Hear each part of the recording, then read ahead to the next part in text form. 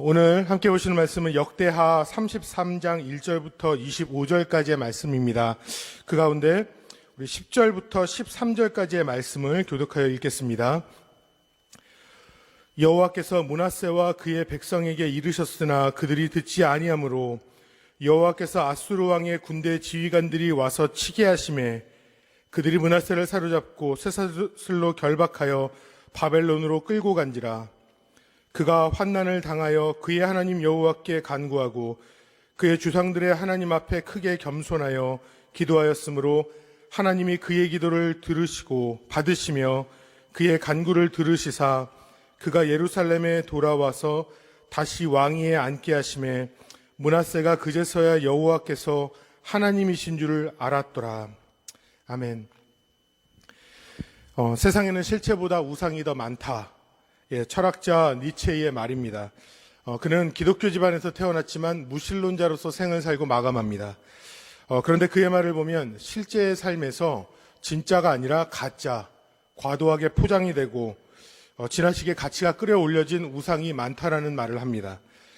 개신교 신학자 라이올드 리버는 우상이란 무신론에 대한 이야기가 아니라 현대를 뒤덮는 날마다의 문제이다. 역시 우상에 대한 말씀을 하고 있습니다. 믿는 자들 안에서도 우상의 이 문제라는 것은 현실 속에 매일매일 부딪히는 것이라는 것이죠. 무신론자인 니체와 신학자인 리버가 우상에 대하여서 동일한 의미로 말했다라는 것, 그 기록이 참 흥미롭습니다. 여러분, 저희는 우상 숭배가 죄라는 것을 너무나 잘 알고 있습니다. 그런데 정말 그 우상 숭배란 무엇입니까? 존 파이프 목사님은 우상 숭배란 무엇입니까? 라는 질문에 이런 대답을 하죠.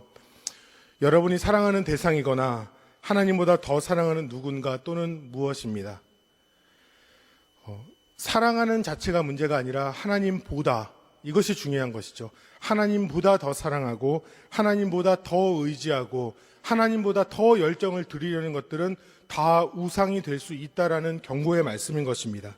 이것은 취미나 물질, 사업이나 사람도 될 수 있고요. 심지어는 우리의 건강이나 외모 또한 우상으로 존재할 수 있습니다. 사실 이런 것들이 나쁜 것들은 아니죠. 좋은 것들입니다. 그러나 하나님보다 내 마음을 더 많이 빼앗겨 버렸을 때 그것들이 우상으로 자리 잡을 수 있다는 것이죠. 이 아침에 므낫세의 그 삶을 보면은 유다의 왕이지만 하나님 앞에서 엄청난 죄악을 저지릅니다. 그런데 그의 그 죄악들의 뿌리에는 우상 숭배가 숨어 있는 것이고 또한 이에 대한 하나님의 반응이 있습니다. 그 므낫세의 4가지 우상 숭배의 죄와 하나님의 4가지 사랑의 반응을 비교적으로 좀 살펴보도록 하겠습니다. 저는 오늘 이 역대하 33장의 말씀을 묵상하면서 참 이해할 수 없는 것이 있는데 그것은 왜 므낫세는 이토록 타락하였을까? 어떻게 이렇게 죄를 짓고 있었을까? 이해하기가 어렵습니다. 왜냐하면 그의 아버지는 역대 이스라엘 왕 중에서도 다윗 다음으로 가장 신실했다고 말하는 히스기야 왕이 아닙니까?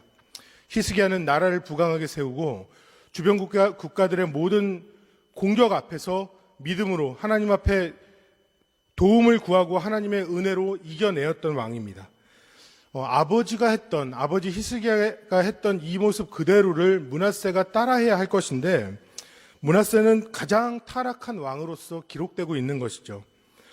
므낫세는 히스기야 왕이 왕 다음에 14번째로 등장한 남유다의 왕입니다.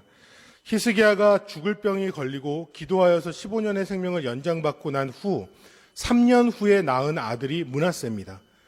그러니까 므낫세는 하나님의 은혜 가운데 태어난 아들입니다. 얼마나 소중하겠어요. 그러니까 이 므낫세에게 기대해 볼 수 있지 않았겠습니까? 그런데 가장 우상 숭배를 하는데 그것도 다른 왕들과는 비교도 안 될 정도의 그 큰 우상 숭배의 모습, 정말 끝이 없이 악행을 저질렀던 그런 므낫세의 모습을 우리는 봅니다. 먼저 좀 살펴보면은요, 1절부터 9절까지의 말씀을 보면 그의 악행이 기록되어 있는데 4가지 단계로 좀 보겠습니다. 첫 번째는요, 히스기야 왕이 하나님을 기쁘시게 했던 것 중에 하나는 그 이스라엘 땅에 있는 우상의 산당들을 제거하여 버리죠. 그래서 흔적을 남기지 않습니다. 뿌리를 뽑았는데 므낫세는 이것들을 다시 세우고 다시 만듭니다. 그 바알 제단과 아세라 목상을 만듭니다. 그리고 그것으로 모자라서 1월 성신을, 해와 달과 별들을 경배합니다. 온갖 잡다한 우상들을 다 끌어다가 숭배하고 있는 모습을 보여줍니다. 이것은 종교 혼합주의, 또 그런 어떤 여러 종교들을 다 믿고 따르려는 그런 므낫세의 모습입니다.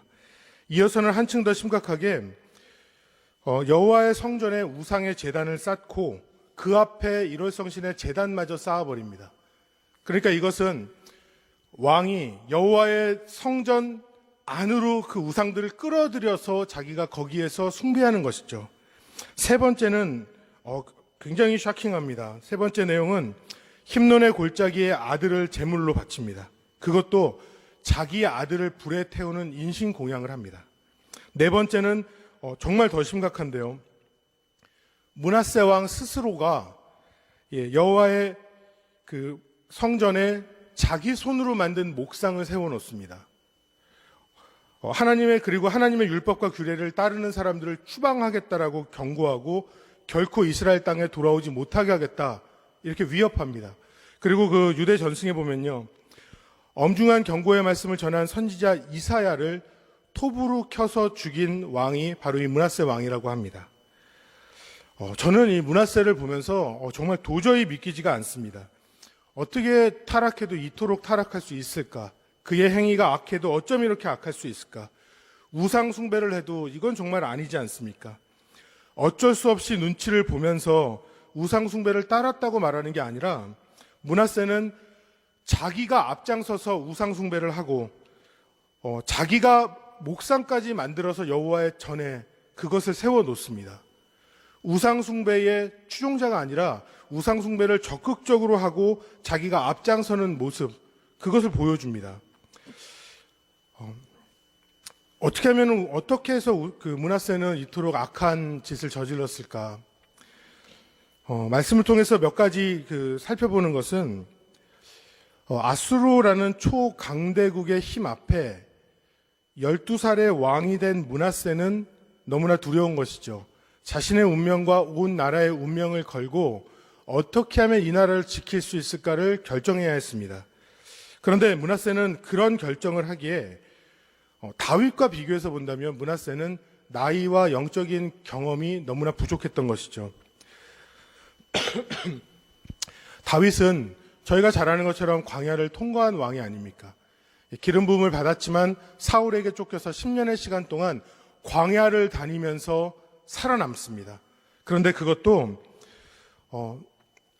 물이 없는 광야에서 10년을 주님께서 물을 주시고 먹을 것을 주시고 동굴에 들어가서 잠을 잘 때도 그곳에서 하나님께서 지켜주시고 다윗은 매일매일 광야를 쫓기면서 영적인 체험을 하고 영적인 훈련을 받은 것이죠. 그래서 다윗의 마음의 중심에는 하나님이 지금 나와 함께 하신다. 전능하신 창조주, 지존하신 주님은 나의 방패이고 나의 능력이다. 누가 어떻게 나를 위협한다 할지라도 전혀 두려워할 것이 없다. 다윗은 이것을 매일매일 믿음의 훈련을 쌓고 경험한 것입니다. 그러니 그의 믿음이 정말 정금 같은 모습으로 주님 앞에 나오지 않았겠습니까? 그런데 므낫세는 하나님을 깊이 만났다라는 그런 구절도 없고 그럴 순간도 없었을 것입니다. 연단도 없고 훈련도 없었죠.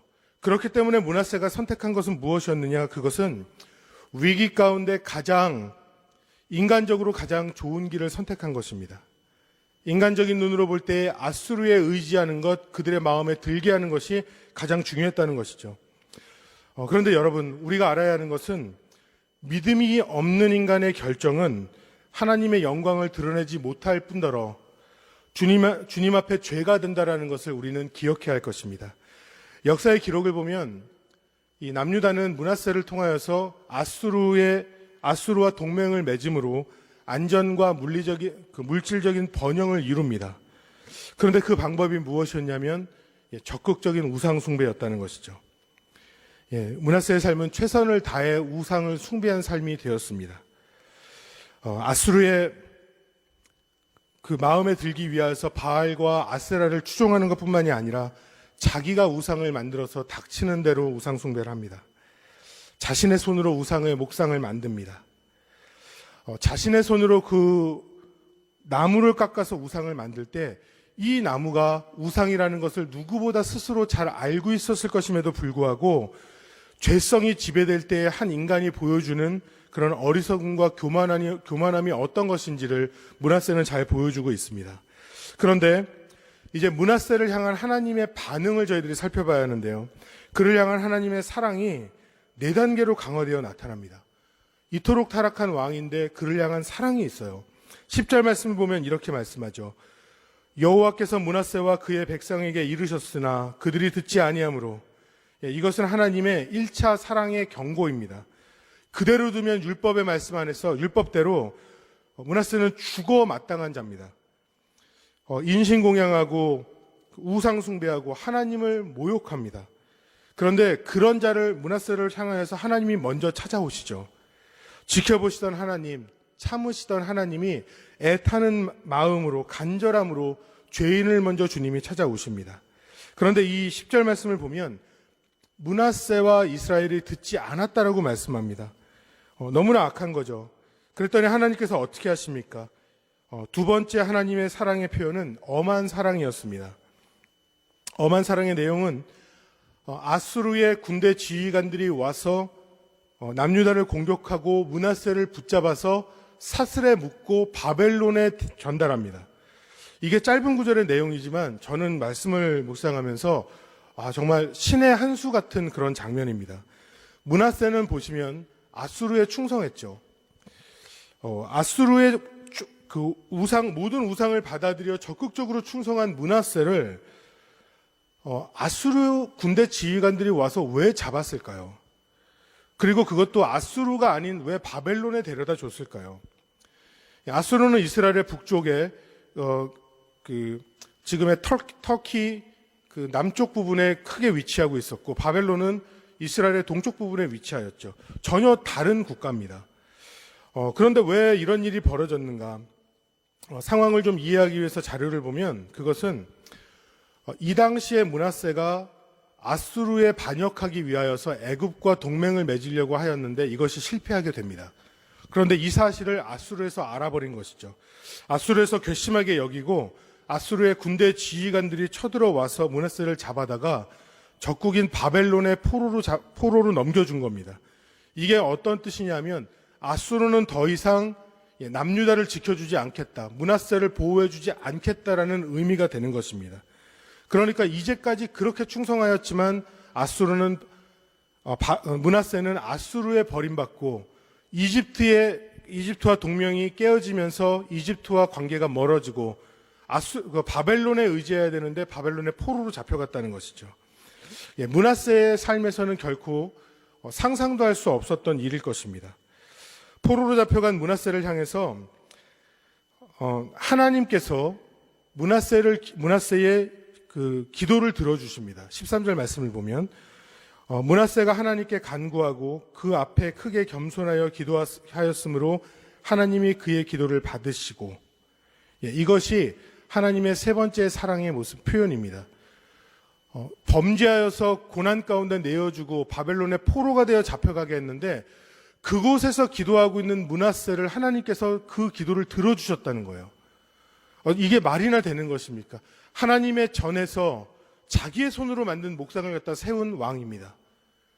그 자리에서 죽여서 벌받게 해도 이것은 할 말이 없는 것인데 포로로 잡혀간 므낫세를 하나님께서 그 기도를 들어주셨다는 것이죠. 스펄저 목사님은 이런 설명을 합니다.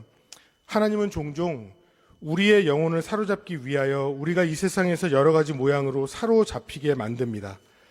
우리는 종종 막다른 골목의 끝에 이르러서야 우리의 모든 악한 소원과 헛된 수고를 다 멈추고 내려놓게 됩니다. 하나님께서 우리의 영혼을 사로잡기 위하여서 때로는 고난도 허락하시는데, 여러분, 이것은 나를 향한, 내가 주님께 돌아오게 하기를 원하시는 주님의 엄한 사랑이라는 것을 우리는 알아야 할 것입니다. 그리고 마지막 네 번째 하나님의 사랑은 회복입니다. 그의 기도를 들으신 하나님께서 므낫세를 다시 예루살렘으로 돌아오게 하시고 왕좌 위에 다시 앉혀주십니다.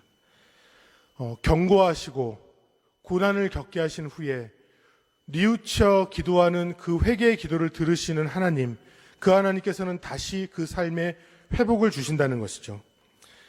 사랑하는 여러분, 네 가지 단계로 점점 더 크게 놀랍도록 역사하시는 하나님, 바로 그 하나님이 오늘 전체의 말씀을 보면 므낫세의 행적이 드러나 있지만 이 말씀 속에 보면 정말 주인공, 역사하시는 분은 누구신가? 우리 하나님입니다. 우리 하나님께서는 우상에 의지하여서 세상의 평안과 물질적인 번영을 누리던 므낫세를 버리지 않았습니다. 그리고 그 엄청난 죄악보다 더 큰 사랑으로 덮어주시는 하나님, 그런 므낫세마저 회개하고 돌이키게 하신 것입니다. 이 땅에 돌아온 므낫세는 우상의 모든 그 산당들, 모든 자기가 세웠던 것들을 다 제거하고 이 땅에서 주님이 부르시는 그때까지 겸손하게 하나님 앞에서 신실하게 그렇게 주님 앞에 살아갑니다. 므낫세의 모습을 보면은 아버지의 사랑을 듬뿍 받은 신약에 나오는 돌아온 탕자와 같습니다. 정말 하나님께서는 므낫세를 위하여서 모욕까지 받으시며 인내하셨고 사랑으로 경고하셨고 사랑으로 고난 가운데 내어줘서 그가 기도하고 돌아오게 하시기까지 주님은 얼마나 참으시고 얼마나 이 장면을 지켜보시고 얼마나 많은 사랑을 므낫세를 위하여서 부어주셨겠습니까? 사랑하는 여러분, 오늘 말씀을 한 문장으로 요약한다면 무엇이겠습니까? 그것은 하나님의 사랑이 이긴다. 하나님의 사랑이 이긴답니다. 베드로전서 4장 8절을 여러분 기억하시지 않습니까? 무엇보다 뜨겁게 서로 사랑할지니 사랑은 허다한 죄를 덮느니라. 타락한 므낫세, 우상 숭배하며 하나님을 모욕한 그 허물마저 덮어주시는 하나님의 사랑. 사랑하는 여러분, 므낫세와 비교할 때에 우리의 모습은 어떻습니까? 우리를 깊이 돌아보기를 원합니다. 저는 한 나라를 책임지는 왕으로서의 므낫세와 우리의 모습은 크게 다를 것이라고 생각합니다. 그러나 우상 숭배하는 그 부분에 있어서도 규모는 다르겠지만 어쩌면 나의 손으로 만든 우상, 내가 열정을 드리는 우상이 내게도 있고 그 마음의 중심에는 므낫세와 그렇게 다르지 않을까라는 생각을 해봅니다. 여러분, 내가 만든 신은 반드시 나를 배신한다라고 저희가 잘 아는 팀 켈러 목사님은 말씀하죠. 내가 만든 신은 나를 배신합니다. 우상은 생각보다 훨씬 더 위험한 것입니다. 여러분, 우리에게 정말 필요한 것은 매일의 삶에서 하나님을 정말 뜨겁게 생생히 만나 주님과 교제하는 것입니다. 참 하나님을 만나지 않으면, 주님의 풍성한 사랑과 은혜 안에 거하지 않으면 우리의 삶은요, 대상은 계속 바뀔 뿐이지만 인간의 우상 숭배는 멈출 줄 모르는 것입니다. 저희들이 주일에 사람으로 오신 예수 그리스도라는 제목으로 요한복음 1장 14절에서 18절 말씀으로 담임 목사님께서 말씀을 선포하셨습니다. 말씀 속에서 보면 왜 나를 위해서 예수님이 오셨는가? 미천한 죄인인 나를 위해서, 죄가 이렇게 많은 나를 위해서, 스스로 결코 해결할 수 없기 때문이죠. 그리고 말씀이 육신이 되어 우리 가운데 오신 것입니다. 므낫세는 고난의 길에서 돌이켜 주님 앞에서 돌아오게 했지만 우리는 주님께서 너무 사랑하셔서 그 고난을 예수 그리스도께서 인간의 몸으로 오셔서 대신 감당하고 죽으실 만큼 하나님의 사랑을 확증해 주신 것입니다. 여러분, 이 아침 정말 주님의 사랑, 이 땅에 오신 예수님, 나를 위해 죽으신 예수님의 십자가, 그로 인하여서 기쁨과 감사함으로 하나님이 자녀가 되어 살게 하신 하나님의 은혜, 저희들이 그것을 묵상하며 주님의 깊은 사랑에 빠지시기를 바랍니다. 오직 주님만을 섬기며 찬양해야 되는 내 안에 혹시 숨겨둔 내가 만든 나만의 우상이 있지 않은지 우리들이 깊이 돌아봐야 할 것입니다. 그리고 조금의 꺼리낌이라도 있다면 돌이켜서 주님 앞에 그것을 다 가지고 회개하고 주님 앞에 다시 나아갈 수 있기를 소망합니다. 그럴 때에 치유와 회복의 은혜가 예수 그리스도 안에 우리 가운데 가득히 있을 것을 믿고 예수님의 이름으로 간절히 축원합니다. 아멘. 기도하겠습니다. 사랑의 주님, 므낫세의 우상 숭배와 죄, 하나님을 멸시하고 모욕한 죄는 너무나 크게만 보입니다. 그런데 그조차 돌이켜 회개하고 주님 앞에 나와왔을 때 그를 받아주시고 다시 회복시켜 주시는 하나님의 사랑이 무엇보다 더더욱 크다라는 것을 알게 하시니 감사합니다. 주님, 내 삶의 우상 다 태워버리게 하시고 주님만 높이는 므낫세의 겸손함과 신실함을 저희 안에 회복시켜 주시옵소서. 감사합니다. 모든 말씀 예수님 이름으로 기도합니다. 아멘. 예, 우리 PPT에 화면에 기도의 제목을 읽고 함께 기도하도록 하겠습니다. 먼저 말씀을 놓고 기도합니다. 므낫세의 우상 숭배의 죄와 이보다 더 크신 하나님의 사랑을 교훈 삼아 저희로 우리의 인생의 우상이 무엇인지를 깨닫게 하시고 회개하고 돌이켜 하나님만 높이게 하여 주시옵소서. 교회를 위해 기도할 때에 류용열 담임 목사님의 영육간의 강건함과 당회원 교육자 순장 순모님에게 하나님 은혜를 부어 주시옵소서. 성도님들을 위해서 기도합니다. 모든 성도님들 가정마다 건강을 주시고 주를 향한 열정으로 기도와 말씀에 집중하고 예배자로 세워지게 하여 주시옵소서. 우리 선교사님들을 위해 기도할 때 여러 나라와 민족 가운데 복음 전하시는 모든 선교사님들을 주님 기억하여 주시고 건강과 영령을 지켜주시고 복음 전하는 사역마다 그 복음을 듣고 한 영혼이 주님 앞에 돌아오는 역사 있게 하시고 특별히 서문한 김재인 선교사님의 가족과 훈련을 통해서 동아시아를 하나님께 세울 영적 지도자들이 세워질 수 있도록 기도하기를 원합니다.